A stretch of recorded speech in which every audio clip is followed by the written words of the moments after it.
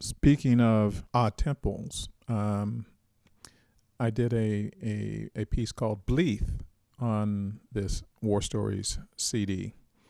And this one also was in 5.5/4. It was like a bum bum ba dum bum bum bum ba dum bum bum bum. So there's like 1, 2, 3, 4, 5, 1, 1, 2, 3, 4, 5, 1, 1, 2, 3, 4, 5, 1 bum bum ba dum bum bum bum ba dum bum bum bum ba dum bum bum bum ba dum bum bum bum. So I added that little 2/4 beat in that as well. And this is just me writing. I'm up in my dorm room at Berkeley and I'm writing the tune and I'm thinking of how to make it move, how to make it me, how to make it sing, how to make it, do whatever it is that you want a song to do. And for me, it was, trying to bring a little edge to it. And of course, I loved listening to Mahavishnu at that time. And there was a lot of odd time signatures with that work, with what Mahavishnu was doing. So I was greatly influenced by that. And this was my approach to showing my respect for what John McLaughlin was doing. The thing I like about BLEATH is the great solo section in the slower section with my wonderful partner, Kimo Williams. And, she takes a outstanding tenor solo. And what I like about her solo was it wasn't about licks. It was truly about the emotion of me being in Vietnam and how quickly things can turn from war to humanity and then back to war. And that's what this piece represents. So I had an opportunity to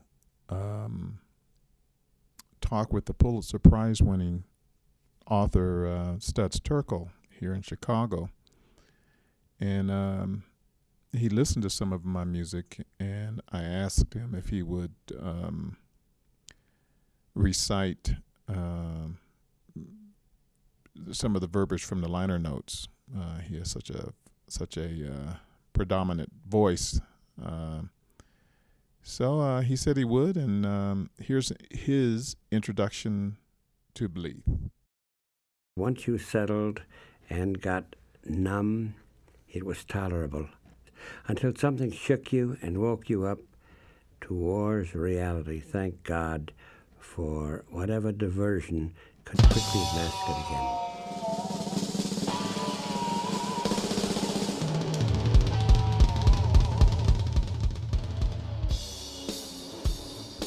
That's me with the guitar intro.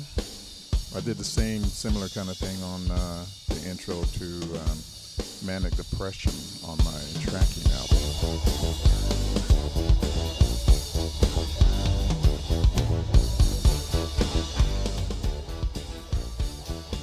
So this section is basically the feeling of going to war, the excitement as a young man being 19, you're excited about the adventure that lies ahead, and you don't really think about the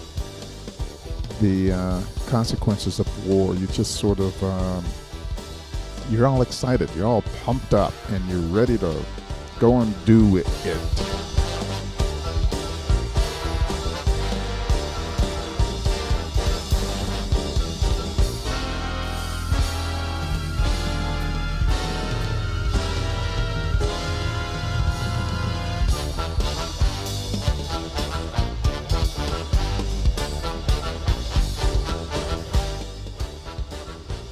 Kenwood was just amazing on the drum part here.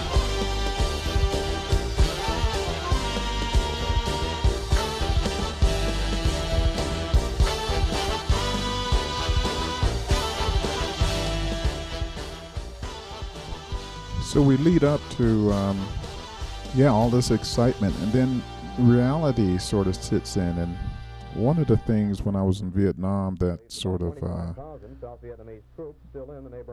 brought the realities home was when you listen to the news and they would talk about how many people died and civilians dying, and they never really talked about that many, these many Americans died, but they always talked about the death on the radio. So it was at this time that reality would sink in, and you would no longer feel that excitement, but you would start really contemplating about, what is this? What is this war? Why are we here? Why are people dying?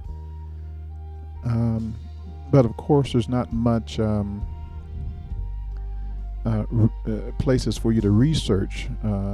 We didn't have internet, and you couldn't go online and check out some things to find out why we were here, what were we doing. And being young at 19, I never really looked into the background of what Vietnam was all about. But at one point, that excitement is gone and the reality sinks in, and I start really, and I'm speaking mainly about me at this point, but I start really thinking about, or asking the question of, why are people dying?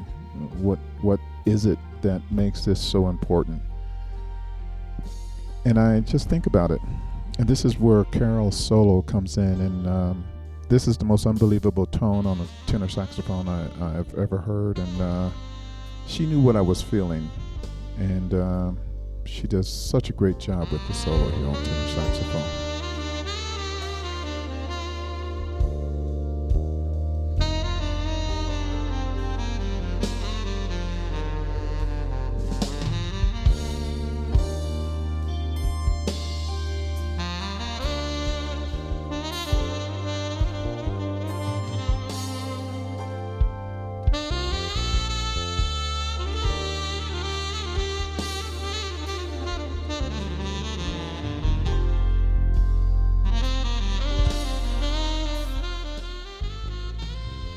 So this is a slow 7.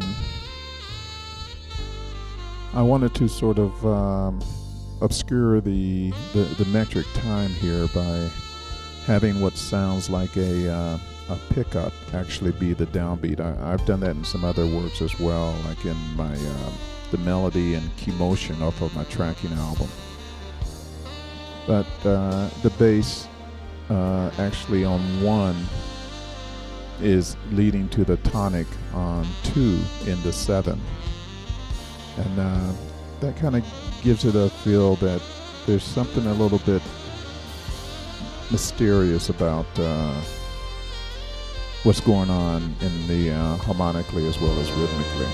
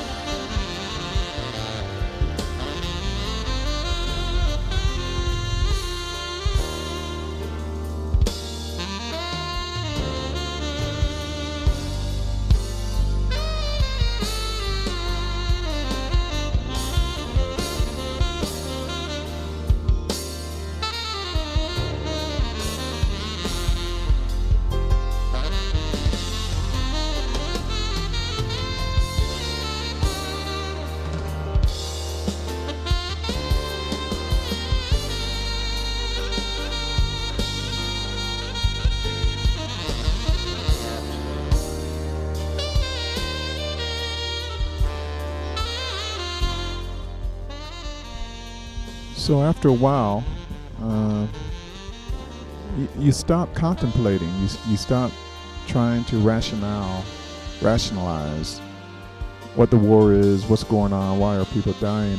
And you do that only because you got to get back into the fighting. You got to go back out into the bush. And when you have to do that, you have to get back into that mindset of I got to have my wits about me. So this section closes with an abrupt return to the realities of you really got to get right back into the let's go get 'em feel.